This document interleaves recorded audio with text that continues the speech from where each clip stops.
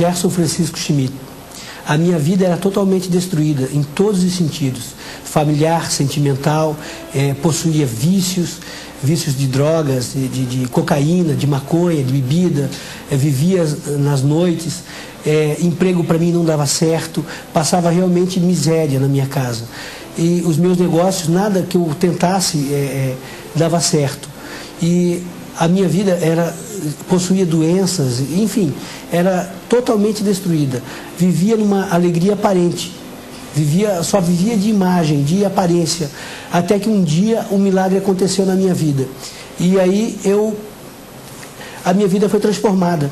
A minha vida foi transformada de uma maneira completa.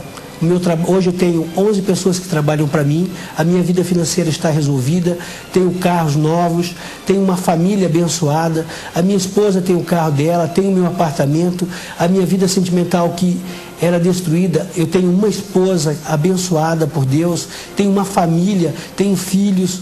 Hoje a minha vida é completamente transformada. Realmente aconteceu um milagre na minha vida.